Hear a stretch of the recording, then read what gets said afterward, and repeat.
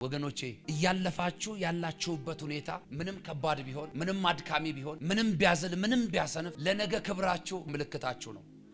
እርግጠኛ ሆኜ ነው የምነግራችሁ። እድል ሰጥቷል እግዚአብሔርን ታማኝ ሆነ አገልግለው። እድል ሰጥቶሻል እግዚአብሔርን እየፈራሽው አገልግዩ።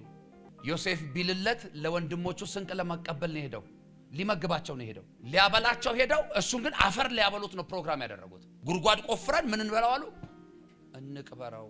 የእግዚአብሔር ሐሳብ ደግሞ በዮሴፍ ላይ መቃብር አይደለም ያየው፣ ክብር ነው ያየው። እነግርሻለሁ እህት ዓለም፣ እነግርሃለሁ ወንድም ዓለም፣ አንተ ያየኸው የሰማኸው ያንተ አይደለም። እግዚአብሔር ያየው የሰማልሽ ላንቺ ይሁንልሽ በኢየሱስ ስም።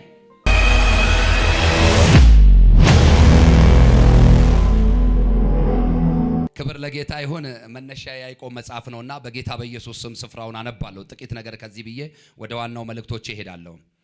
ወንድሞቼ ሆይ የእምነታችሁ መፈተን ትዕግስትን እንዲያደርግላችሁ አውቃችሁ ልዩ ልዩ ፈተና ሲደርስባችሁ እንደ ሙሉ ደስታ ቁጠሩት። ትዕግስትም ምንም የጎደላችሁ ሳይኖር ፍጹማን ሙሉአን ትሆኑ ዘንድ ስራውን ይፈጽም። ከእናንተ ግን ማንም ጥበብ ቢጎድለው ሳይነቅፍ በልግስና ለሁሉ የሚሰጠውን እግዚአብሔርን ይለምን፣ እርሱም ይሰጠዋል። ነገር ግን በምንም ሳይጠራጠር በእምነት ይለምን። የሚጠራጠር ሰው በነፋስ የተገፋ የተነቃነቀ የባህር ማዕበልን ይመስላልና። ሁለት ሐሳብ ላለው በመንገድም ሁሉ ለሚወላውል ለዚያ ሰው ከጌታ ዘንድ አንዳች አያገኝም ወይም እንዲያገኝ አይምሰለው ይላል አዲሱ መደበኛ ትርጉም ላይ ደግሞ። አንዳች እንዲያገኝ ምን አይበለው አይምሰለው። ክብር ለጌታ ይሁን። በመጽሐፍ ቅዱሳችን ውስጥ ብዙ ታላላቅ የእምነት አባቶች አሉ። በጣም ብዙ ታላላቅ የእምነት አባቶች አሉ። እነኚህ ሁሉ የእምነት አባቶች ያስባላቸው ዋናው ነገር ምን እንደሆነ ታውቃላችሁ? መከራ የሚባለውን ነገር ያለፉበት መንገድ ነው። አጠገብ ያለውን ሰው ንካውና ከምታየው መከራ በሉት ባሻገር የእግዚአብሔር ትልቅ ረፍት አለ።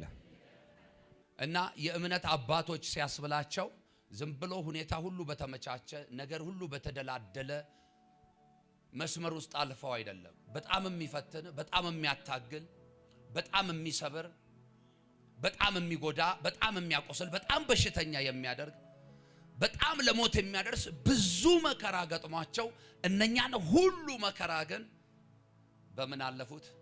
በእምነት። እስቲ እምነት በሉ ድገሙና በሉ። ዕብራውያን መጽሐፍ ምዕራፍ 11 ቁጥር 1 ላይ እምነትም ተስፋ ስለምናደርገው ነገር የሚያስረግጥ የማናየውንም ነገር የሚያስረዳ ነው። ዛሬ እዚህ ጉባኤ ውስጥ ከአምላካችሁ ከእግዚአብሔር ፈልጋችሁ የመጣችሁት በጣም ብዙ ቁጥር ያለው ጉዳይ ሊኖራችሁ ይችላል። በአቅማችሁ ልትከውኑ ብዙ ሞክራችሁ ብዙ ያቃታችሁ፣ በእናንተ ጉልበት ብዙ ሞክራችሁ መሄድ ያልቻላችሁት መግፋት ያልቻላችሁት ጉዳይ ግን የሆነ ህልም አላችሁ፣ የሆነ ጎል አላችሁ። ይሄን ባሳካ ይሄንን ባደርግ ብላችሁ የምትሉት እንደ እግዚአብሔር ባሪያ አንድ ምክር ልምከራችሁ። ከመጽሐፉ ሐሳብ ተነስቼ ነው። በደንብ ስሙኝ። እምነት ተስፋ ምን ስለምናደርገው ነገር ምን የሚል ነው አለ? የሚያስረግጥ፣ የማናየውንም ነገር ደግሞ የሚያስረዳ። አንድ ምሳሌ ልንገራችሁ። ይሄን ፑልፊት የሰራው ማን ነው? እግዚአብሔር ነው እንዴ? ሰው አይደለ? ሰው ምን አይነት ሰው?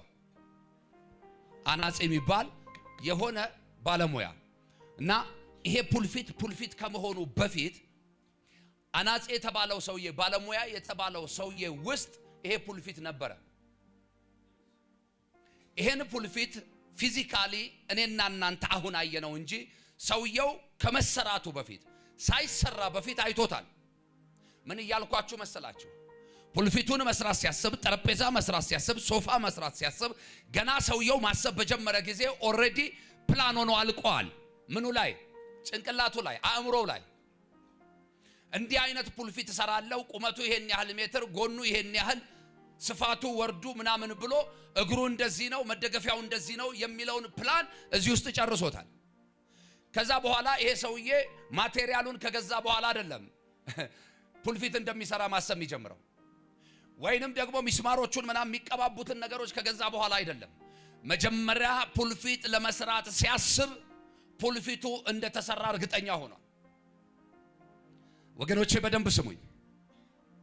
አማኝ ከመለኮት ዓለም ላይ ከእግዚአብሔር ዓለም መቀበል የሚፈልገውን የትኛውንም ነገር ከተቀበለ በኋላ ሳይሆን እንደ ተቀበለ ማመን ያለበት፣ ሳይቀበል መቀበል ባስፈለገው ጊዜ ማመን አለበት። ግልጽ ነው የማወራው ነገር። እምነት ማለት ይሄ ነው። ተስፋ ስለምናደርገው ነገር ምን የሚል የሚያስረዳ ነው። ያለ እምነት የሚለምን አንዳች አያገኝም ነው የሚለው መጽሐፍ። እየተጠራጠረ የሚለምን ምንም አያገኝም ነው የሚለው መጽሐፍ። መጽሐፍን ካለን የመጽሐፉን ቃል ማሻር ስለማንችል ማመን ብቻ ሳይሆን ያመንበትን ጉዳይ እንደ ተቀበልን እርግጠኛ መሆን ያስፈልጋል። ዛሬ አንድ ሰው ህይወት ላይ መልካም ዘር ዘራለሁ። ያ ዘር ደግሞ በኢየሱስ ስም እምነት ይባላል። እምነት ደግሞ የሌለህን ነገር የሚጠራ ጉልበት ይባላል። እና ሰውየው ፑልፊት የሚባል ነገር እሱ አእምሮ ውስጥ አለ። ለምሳሌ ከወንጌላዊ ጋር ቁጭ ብለው አብሮ ሊበላ ይችላል፣ አብሮ ሊጠጣ ይችላል፣ አብሮ ሊወጣ ይችላል፣ አብሮ ሊገባ ይችላል፣ አብሮ ሊተኛ ይችላል። ነገር ግን አናጺው ጭንቅላት ውስጥ ያለውን ፑልፊት ማየት አይችልም። ማየት የሚችለው አናጺው ብቻ ነው። ያሰበው ሰውዬ ብቻ ነው። ይህንን ነገር ፑልፊት አድርጌ እሰራዋለሁ ብሎ ያለው ሰው ብቻ ነው ማወቅ የሚችለው። ከዚያ በኋላ ያ ሰውዬ የሚያስፈልገውን ማቴሪያል ሁሉ ያዘጋጃል። ክብር ለጌታ ይሁን። በጌታ እቺን ፓርት በደንብ ስሙ። የሚያስፈልገውን ማቴሪያል ሁሉ ምን ይላል? ያዘጋጃል። ከዛ ወዴት ይገባል? ወደ ስራው ይገባል። ወደ ማዋቀር ይገባል። ወደ መቀጥቀጥ ይገባል። ወደ መጥረብ ይገባል። ወደ መቅረጽ ይገባል። ወደ መቀባት። ከዛ ፋይናሊ ጉዳዩን ሲጨርሰው እኛ ምን ማለት እንጀምራለን? ሶፋ ነው፣ ወንበር ነው፣ ጠረጴዛ ነው፣ ፑልፊት ነው ማለት እንጀምራለን።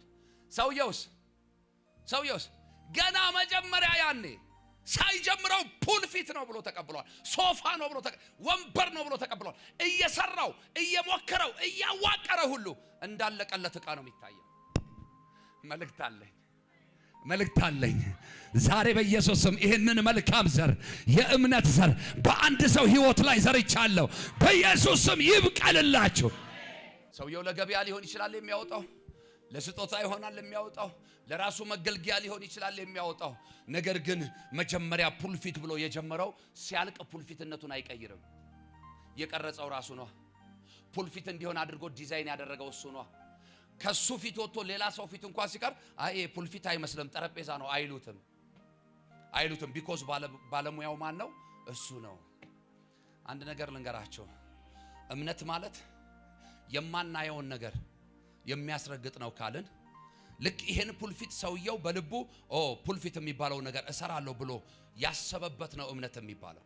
ታውቃላችሁ፣ ለመስራት የተንቀሳቀሰበት ሂደት ጸሎት ይባላል። ምን ይባላል? ጸሎት። አምነ የምትተኛበት ሳይሆን አምነ የምትንቀሳቀስበት ዓለም አለ። አምነሽ መንቀሳቀስ ስትጀምሪ መለኮት ዓለም ላይ ያለው ነገር ሁሉ መለቀቅ ይጀምራል። ስለዚህ የቆምኩት ስለ እምነት አባቶች እያወራው ነው እና እነኚህ የእምነት አባቶች በብዙ ፈተና ውስጥ አልፈዋል። እንደውም በዚህኛው መጽሐፍ ውስጥ ዝቅ ብላችሁ ስታነቡ ዕብራውያን 11 ላይ ማለት ነው ሄኖክ ስለሚባል አንድ ጃይንት ሰው ታያላችሁ። እና እምነትን እስከ ጥግ ድረስ ያመነ ግን ወጣት ነው። እምነትን እስከ ጥግ እስከ መጨረሻው ያመነ። ከዛ መጽሐፉ ሲናገር እንዲህ ይላል፣ ሄኖክም በእምነት ምን ይላል? ሞትን ምን አላለም? እስኪ አላየም በሉ እንደዚህ። እና ይሄን ያህል ነው እምነት። እኔና እናንተ ምን ያህል እናምናለን? እኔና እናንተ ምን ያህል አምነናል? የሚያስፈልግ ነገር አለ። ተመርቃል፣ ዶክመንት እጅ ላይ ያለ፣ ስራ የለም። እመን ዛሬ። እድሜሽን እየቆጠርሽ የመሸብሽ መስሎሻል፣ ትዳር የለም። እመኚ ዛሬ። እንደ ሰው ለስራ ብለህ ወጥተሃል፣ በስራው መከናወን አቅቶሃል። እመን ዛሬ።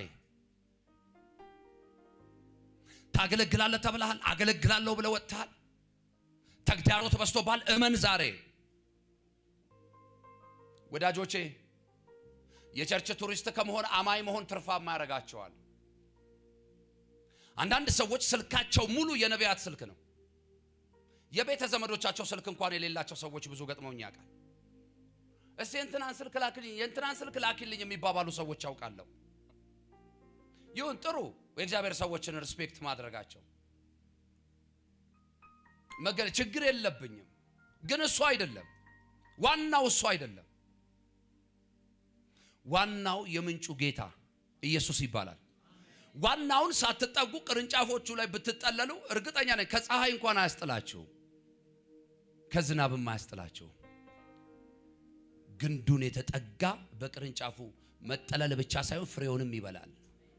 ክብር ለጌታ ይሁን። ስለዚህ ልውሰዳችሁ፣ አብርሃምን ተመልከቱት። ለምሳሌ የእምነት አባት የሚባል ማዕረግ ተሰጥቶታል አይደለ? የእምነት አባታችን ነው አብርሃም ነው አይደለም? ትጠራጠራላችሁ? ምንድነው እሱን የእምነት አባት ያስባለው? ምንድነው ያስባለው? ማን ነው የሚነግረኝ? ምኑ? ጌታ ኢየሱስ ይባርክ። በቃ የተወለደበት የዘር ሐረግ አይደለም። እነሱንማ ጥለውጣ ብሎታል። የሚገርማችሁና የሚደንቃችሁ ማለዳ ላይ መጥቶ በተናገረው ነገርና አብርሃም በሰማው ነገር አይደለም የእምነት አባት ያስባለው። መጽሐፍ ሲናገር አብርሃም ማመነ ጽድቅ ሆኖ ተቆጠረለት ይላል። የወጣበት ጊዜ ሳይሆን የሚገርማችሁ 22ኛው ምዕራፍ ቁጥር 12 አካባቢ ላይ ሄዳችሁ እዩ። ክብር ለጌታ ይሁን። ልጅህን ይስሐቅን ማምሻ ላይ መጥቼ የሰጠሁህን መልሰ ማለዳ ላይ አምጣልኝ ሰዋልኝ ሲለው እስከዚህ ድረስ አመነው እግዚአብሔር። እሰዋልሃለሁ፣ የተቀበልኩት ካንተ ነው፣ ላንተው መልሼ እሰጣለሁ። እንዴት እንደምታኖር የምታውቀው አንተ። ሲጀመርም እኔ የመጣሁበት አመጣጥ ራሱ በእኔ አቅም አይደለም፣ በእኔ ጉልበት አይደለም። እንኳን ይስሐቅ እኔ ራሱ በእኔ አቅም እንዳልመጣው ገብቶኛል አለ። ኢየሱስ ማን ነው? አረ በኢየሱስም ይሄ እምነት ይግባባችሁ። ዘፍጥረት 22:12 እስቲ እርሱም እነሆኝ አለ። እርሱም በብላቴናው ላይ እጅህን አትዘርጋ፣ አንዳችም አታርግበት፣ አንድ ልጅህ ለእኔ አልከለከልክምና እግዚአብሔርን የምትፈራ እንደሆንክ አሁን አውቄአለሁ አለ። ጌታ ኢየሱስ ይባርክ። የፈለኳት ወርድ ይችላል። ማንን? እግዚአብሔርን የምትፈራ እንደሆንክ አሁንም ልያለሁ አውቄአለሁ። የትኛው ሰዓት ላይ? የመጨረሻው ሰዓት ላይ ማረጃውን ስሎ ሰይፉን ብድግ አድርጎ ይስሐቅን ሊሰዋ ባለው ሰዓት እጅን ምን በል አንሳለሁ፣ እግዚአብሔርን የምትፈራ እንደሆንክ አውቄአለሁ። የሚያምን ሰው እግዚአብሔርን ይፈራል። የብዙዎቻችን ጋር ያለው እምነት ዝም ብሎ ደፋር የሚያደርግ ያለ እግዚአብሔር ደፋር የሚያደርግ እምነት እንጂ ከመናገር ያልዘለለ እምነት እንጂ ልባዊ የሆነ ይሄ እግዚአብሔራዊ የሆነ ፍርሃት ብዙዎቻችን ጋር የለም። ለዚህ ነው ብዙ ነገራችን የሚበላሸው ወገኖቼ። ማመን አንድ ነገር ሆኖ ሳለ ግን የሚያምን ሰው ደግሞ እግዚአብሔርን ምን ይላል? ይፈራል። ለዚህ ነው መጽሐፍ ሲናገር የጥበብ መጀመሪያ እግዚአብሔርን መፍራት ነው። አጠገብ ላለ ሰው መልእክት ነገረው። በዘመንህ ሁሉ በሉት እግዚአብሔርን ማወቅና እግዚአብሔርን መፍራት ይሁንልህ። ሁለተኛ ሰው ደግሞ ላንሳላችሁ፣ ኢዮብን አስቡት። ኢዮብን ማናችሁም አትረሱትም አይደል? እነኛውን ዛሬ የምጠራላችሁ ሰዎች ጥቂቶቹ ናቸው። የእምነት ፈተና የገጠማቸው ሰዎች ነው የምጠራላችሁ። የአብርሃም እኮ ትልቅ ፈተና ነው። ልጅህን ሰዋልኝ፣ ከዚህ የሚበልጥ ፈተና አለ እንዴ? የመጀመሪያው ፈተና ነው። ከዘመዶች ተለይተህ እኔ ወደ ማሳየ ምድር ውጣ። ይሄም ትልቅ ፈተና ነው። እኔና እናንተ እኮ አዲስ አበባ ከተማ ልቀቁ ሲባል ወደ አሜሪካ ከሆነ ኢሶኬ፣ ወደ ክፍለ ሀገር ግን ኖ፣ የጌታ ድምጽ ነው ሲባል ጌታ ይሄን አይልም ምናምን ነው የምንለው። ጌታ ወደፊት ብቻ አይደለም ወደ ኋላም ተመለሱ ይላል። እግዚአብሔርም ሲፈልግ ወደ ኋላ ተመለስ፣ ያልጨረስከው እኔም ባንተ የጀመርኩት ነገር አለ ሊል ይችላል እግዚአብሔር። ስለዚህ የሚያምኑ ሰዎች እግዚአብሔርን የሚፈሩ ሰዎች ናቸው ስላችሁ ምን ማለት እንደሆነ ገብቷቸዋል። ሲቀበሉም ያምናሉ፣ ባይቀበሉም ያምናሉ። ለምን እንደሆነ ታውቃላችሁ? እግዚአብሔር ሁሉ ጊዜ የሚረባቸው ነገር እንደሚሰጣቸው ይገባቸዋል። አንዳንድ የጸሎት መልስ ካልተመለሱ እምነት ጎሏችሁም አይደለም፣ እግዚአብሔር አቅም አጥቶም አይደለም፣ ስለማይረባችሁ እንደሆነ አስቡ። ኢዮብን ደግሞ ላስታውሳችሁ፣ የነበረው ሁሉ ተወሰደበታ። ልጆቹ፣ ግመሎቹ፣ በጎቹ፣ ከብቶቹ፣ ምን ቀረው? ኢዮብና ሚስቱ ብቻ ቀሩ። ከዛ ኢዮብ የሚባለው ሰውዬ ከኢዮብነት ወደሚባል ነገር መጥቷል። እሱ ሰው የሚመስለው ሰውዬ የሰው መልክ አጥቷል። ጤና ተወስዶበታል፣ ሰላም ተወስዶበታል፣ በረከት ተወስዶበታል። በህይወቱ የሚጠብቀው አይደለም። በማንም ላይ ሲሆን አይቶ የማያውቀው መከራ ወርዶበታል ሳይሆን ዘንቦበታል። ግን በዚያ ሁሉ ተስፋ አልቆረጠም። በዚያ ሁሉ እግዚአብሔርን መፍራት አላቆመም። ለማን እንደሆነ አላቀም፣ ግን ለሆነ ሰው መልእክት እየነገርኩት ነው። በእምነት ያስታከኩ እየመሰለ እግዚአብሔርን ስለመፍራት እየነገርኩ ነው። አምናችሁ የተቀበላችሁት የትኛውም ጉዳይ ከናንተ ጋር ራሱ እንዲሰነብት ከፈለጋችሁ እግዚአብሔርን መፍራት ያስፈልጋል። ኢዮብ ይሄ ሁሉ ሆኖበት እግዚአብሔርን መፍራት ግን ከሱ አልተወሰደበትም። ምን ስላለ? መጀመሪያ ስላመነው። ማንን? እግዚአብሔርን። እና ኢዮብ ታሪኩን ታውቃላችሁ። ያ ሁሉ ሆኖ እንኳን እግዚአብሔርን ማመንም መፍራትም አላቆመም። ጓደኞቹ ሁሉ መጥተው ተሳለቁበት አይደል? በቃ የሰራው ኃጢአት ምን እንደሆነ ለኛ ባይገለጥም ላንተ የገባ ነገር ካለ ዝም ብለን ንስሐ ገባ አሉት። ግን መጽሐፉ ምንድነው የሚለው? ኢዮብን ጻድቅ ሰው ጻድቅም ይፈተናል።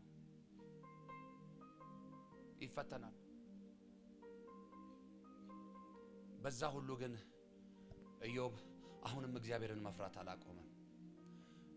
በነገራችን ላይ የደከማችሁ ሲመስላቸው፣ ያጣችሁ ሲመስላቸው፣ የቆማችሁ ሲመስላቸው፣ የምትሞቱ ሲመስሏቸው የሩቅ ሰዎች አይደሉም፣ የቅርብ ሰዎች ናቸው ቀናችሁን የሚያፈጥኑት። የሞታችሁን፣ የውድቀታችሁን፣ የውርደታችሁን ቀን የሚያፈጥኑት የሩቅ ሰዎች አይደሉም፣ የቅርብ ሰዎች ናቸው። እግዚአብሔር ከቅርብ ሰዎች ይጠብቃችሁ። ኢዮብንም እንዲህ አይነት ሰዎች ገጠሙት። ወዳጆች ያላቸው፣ ጓደኞች ያሉ፣ ናፍቆ የመጡ ሰዎች ናቸው። የእንግድነት ጊዜያቸውን ሳይጨርሱ የተናገሩበት። የነሱም አይገርምም። ሚስት የልጅነቱ በስተርጅና እቅፉን ስታሞቅ የኖረች ጉልበት ከዳት፣ እምነት አጣች። እምነት ያለው ማጋር ነው ብያቸዋለሁ፣ ኢዮብ ጋር ነው። እግዚአብሔርን መፍራት ያለው ማጋር ነው፣ ኢዮብ ጋር ነው። ይሄ እግዚአብሔርን የሚፈራ ሰው የእግዚአብሔር ስም ብሩክ ይሁን አለ። ምንም ሞትም ህይወትም ኑሮም ለሱ ምንም ነው። ታውቃላችሁ አይደል? የመጨረሻ ብሶበት በገል ያክ ነበር አይደል? በገል እያከከ ማለት ነው። ትል ከሰውነቱ ላይ እየተራገፈ ይሄ መቁሰል፣ መድማት፣ መምገል የሚለውን ነገር ምን ብሏል? አልፏል፣ በስብሷል፣ ሰውነቱ ይተላል። ግን የእግዚአብሔር ስም ብሩክ ይሁን። ስንቶቻችን እንላለን? ይሄም እንደሚያሳይ ታውቃላችሁ? እምነት ብቻ ሳይሆን እግዚአብሔርንም መፍራት። ዛሬ በጌታ በኢየሱስ ስም የእምነት በረከት ያገኛችሁ። አጠገባችሁ ያለውን ሰው ንኩትና የአባቶቼ አምላክ በሉት። ባንተም ላይ ይሄንን የእምነት በረከት እግዚአብሔርን መፍራት አድርጎ ያሳረፈ ኢዮብ 1:21 እናውጣልኝ እስቲ። ራቁቴን ከእናቴ ማህፀን ወጥቻለሁ። ምንን? ራቁቴን። በጣም የሚገርማችሁ ሰው ከሞተ በኋላ ለአስክሬን ሰዎች ምን ያህል እንደሚረባረቡ አይታችኋል? ከፈን የሚባል ነገር ታውቃላችሁ አይደለ? እሱ ራሱ ደረጃ አለው። ደሃና ሀብታም በኩል አይደለም የሚቀበረው። ትቀልዳል። ይሄ እንጨት ስራ እንኳን ይሄ ሳጥኑ እንኳን ማለት ነው አናጺ የሚሰራው እንኳን ደረጃ አለው። ስትመጣ ግን ራቁትህን፣ ስትመጪ ግን ራቁትሽን። ቀጥል። ራቁቴንም ወደዚያ እመለሳለሁ። እግዚአብሔር ሰጠ፣ እግዚአብሔር ነሳ፣ የእግዚአብሔር ስም የተባረከ ይሁን። በዚህ ሁሉ ኢዮብ አልበደለም፣ ለእግዚአብሔርም ስንፍናን አልሰጠም። በዚህ ሁሉ ኢዮብ ምን አላለም? አልበደለም፣ ለእግዚአብሔርም የስንፍናን ቃል አልሰጠም። የእግዚአብሔር ስም ምን ይሁን ያለው? ብሩክ ይሁን። ዋው! ቃሉ ራሱ እንዴት ደስ ይላል። እግዚአብሔርን ከመበደል እግዚአብሔር ሁላችንንም ይጠብቀን። የስንፍና ቃል ከመናገር እግዚአብሔር ሁላችንንም ይጠብቀን። ሶስተኛ ሰው ደግሞ ዮሴፍን ላንሳላችሁ።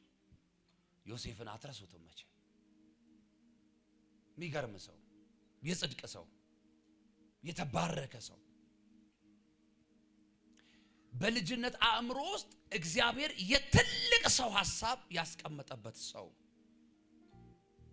እግዚአብሔር ባይሆን ኖሮ እረፍ አንተ ህልም ማየት አትችልም፣ እረፊ አንቺ ባለ ራእይ መሆን አትችልም ምናምን ነበር የሚባለው ገሜ ሰው ቢሆን። ግን እግዚአብሔር ሲሆን በትንሹ ዕቃ ውስጥ መጥቶ በትንሹ ሰውዬ ውስጥ መጥቶ ያድራል። ምን አይነት ጌታ ነው!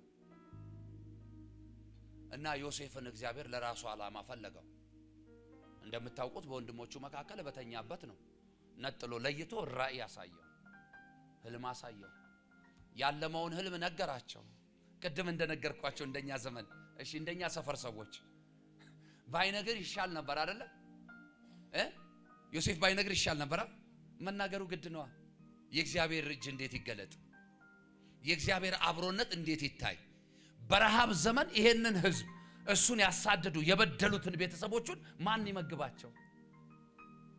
አብረው ነበር በረሃብ የሚያልቁት። ጌታ ቸር አይደል? ተነስቶ ህልሙን ነገራቸው። ከዛ ወላጆቹ ጠላቶቹ ሆኑበት። ስለዚህ እሱን ማሳደድ ምርጫ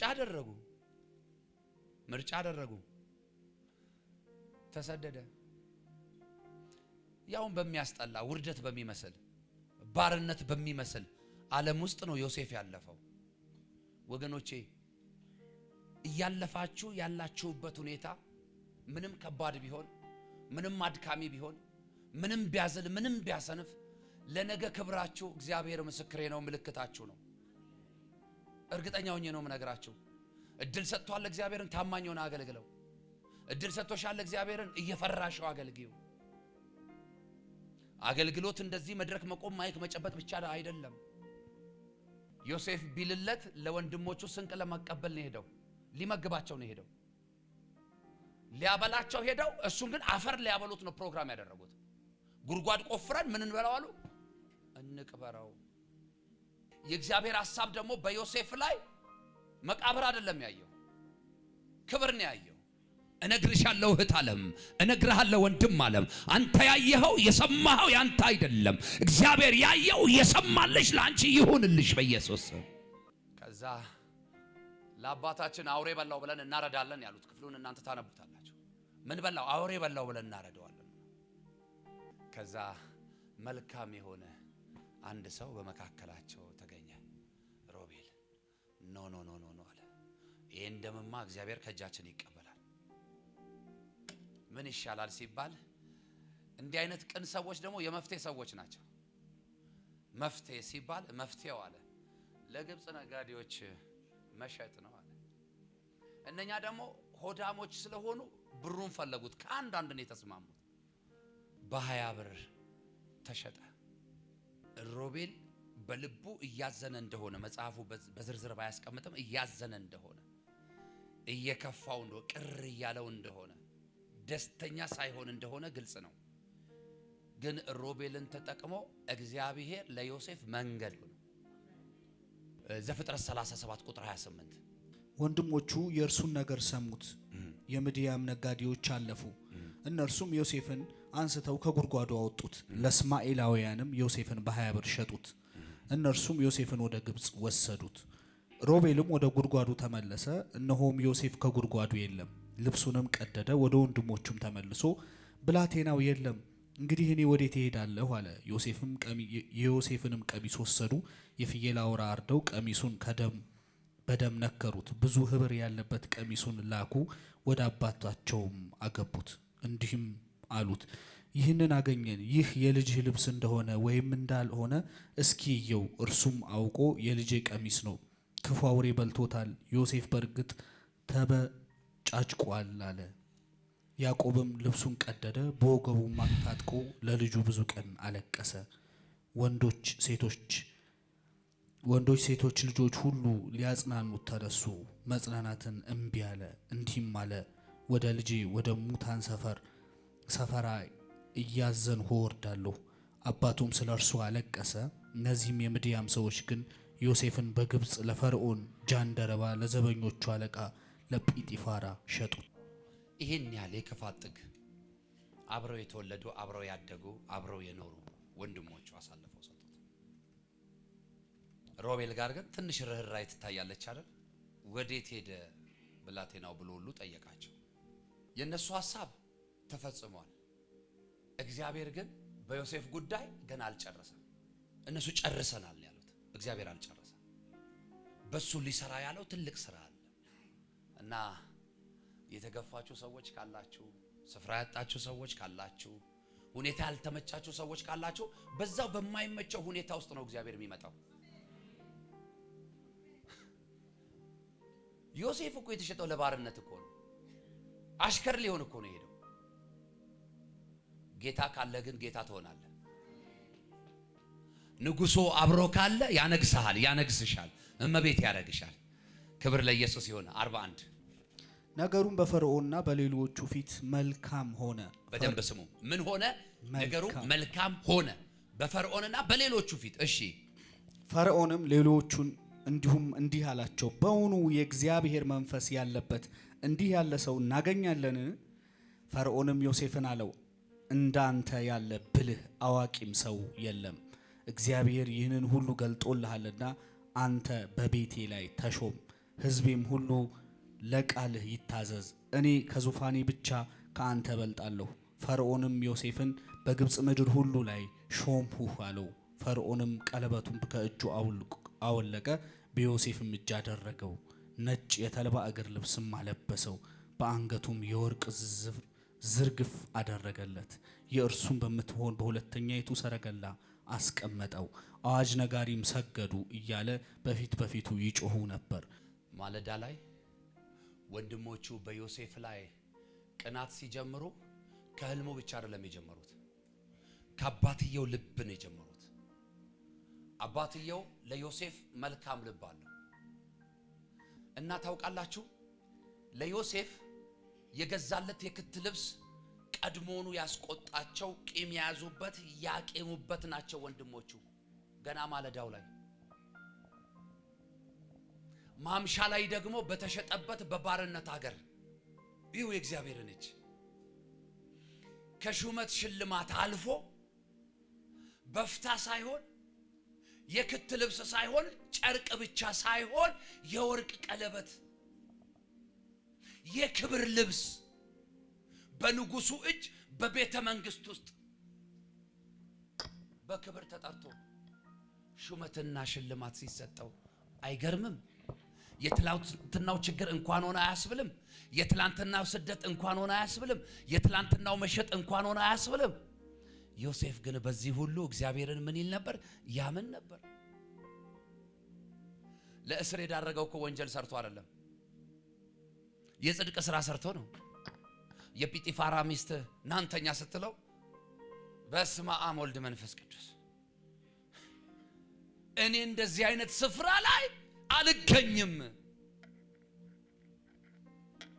ማንም የለም አትፍራ አለችው። ማንም የለም ትይኛለሽ እንዴ? ላንቺ ማንም የለም አለ፣ ለኔ ግን የሰራዊት ጌታ እግዚአብሔር አለ። እያልኩ ያለሁት የሚያየን የለም፣ አንቺንም የሚያይሽ የለም፣ እኔን ግን የሚያየኛል። ስለዚህ ይሄ መልካም ከሚመስለው ግብዣሽ ጋር አልተባበርም ብሎ እግሬ አውጪኝ ሲል ነው አይደለ? ጃኬቱን ልብሱን ያዘችበት፣ ጨርቁንም በእጁ አስቀረች። መረጃም አለኝ ማስረጃም አለኝ አለች። በቤቴ ላይ እንዲህ ልታደርገኝ ወደድክ ብላ ስትለው ንጉሱ ፊት ስትጮህ ንጉሱ ቀጭን ትእዛዝ ሰጠ። ዮሴፍ ወደ ምን ገባ? ወደ እስር ቤት። እስር ቤት ውስጥ ያለውን መከራ ችግር ታውቃላችሁ። ግን ወደ እስር ቤት እንዲገባ ያደረገው ንጉስ ራሱ ነው። ከእስር ቤት አምጡልኛል ህልሙን እንዲፈታ። ብዙ ህልመኞች ብቻ ሳትሆኑ ህልም ፈቺዎች አላችሁ እዚህ ውስጥ። ለታላላቆች ህልም የምትናገሩ ራእይ የምታዩ አላችሁ። ጉዳዩ የጊዜ ጉዳይ ነው። አምናችሁ ጠብቁት። ጌታን አምናችሁ ጠብቁት። የዮሴፍ መኖሪያው ጉድጓድ አልሆነም። መኖሪያው እስር ቤት አልሆነም። መኖሪያው ሞት አልሆነም። ይልቁኑ በምድሪቷ ላይ በትልቅ የሚኒስትርነት ማዕረግ ተሾመ። ወንድሞቹ ወላጆቹ ምድር ሁሉ በራብ በታመሰ ሰዓት ግን አባታቸው ያዕቆብ ምን ግዙ ብሎ ሸኛቸው? ስንዴ ሸምቱ። ወዴት? ወደ ግብፅ ሀገር። ያኔ ሸጥነው ወንድማችን አለ። ድንገት መንገድ እንገናኝ ይሆን እንኳን ብለው አልጠበቁም። ቢጠብቁ ግራና ቀኝ እያዩ ይሄዱ ነበር። እናገኘው ይሆን እንዴ? ጎዳና ተዳዳሪ ሆኖ ይሆን እንዴ? የሆነ ቤት ላይ በቃ ባርነት ተገዝቶ ምናምን። ትዝም አላላቸው። ትዝም ለምን እንዳላላቸው ከፈለጋቸው ማስረጃ ያቀርባለሁ። በደረሱ ጊዜ ግን ሰብል ሚኒስትሩ ማን ሆኖ አገኙት? ብር እኮ ጭነው ነው ተሸክመው ነው ሄዱት። ሲደርሱ ማን ነው የሚመለከተው ጉዳይ ሲባል የሰብል ድርጅት ሚኒስትሩ ማን ነው ሲባል ዮሴፍ ይባላል። አሁንም አላወቁም። ሲደርሱ ወደ ቢሮ ይመስለኛል እሱ ወደ ደጅ ወጣል። ከዛ ባያቸውን ጊዜ አወቃቸው ይላል። እነሱ ግን አላወቁት። መልእክት አለኛ ቀኝን ከፍ አድርግ እግዚአብሔር ምስክሬ፣ አምላኬ እግዚአብሔር ከሚያደርግልን ነገር የተነሳ የትላንትናውን ሙለን፣ የትላንትናውን ቤኪ፣ የትላንትናውን ትገል፣ የትላንትናውን ክዩ ማወቅ እስኪሳናቸው የእግዚአብሔር እጅ በእናንተ ላይ ይመጣል።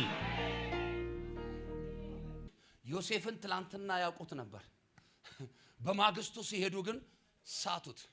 ዮሴፍ ግን አልረሳቸውም። አበሻ ምን ይላል መሰለሽ? የወጋ ቢረሳ ይላል። እና ዮሴፍ ግን አወቃቸው። ከዛ እህል ልናስጭን ፈልገን ነበር፣ ብር ጭነን መጥተን ነበር ምናም ሲል ነው እንዴ አላ የሚያስፈልጋቸውን ያልጫኑላቸዋል።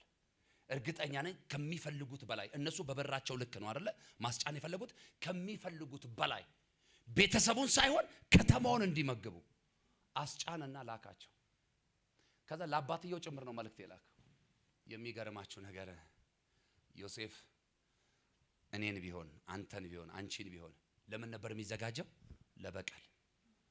የማሰር ስልጣን አለው። ከፈለገ ሽፍቶች ናቸው ማለት ይችላል፣ አሸባሪዎች ናቸው ማለት ነው። ምንም አድርጎ ትላንት እሱ የገባበት እስር ቤት ማስገባት ይችላል።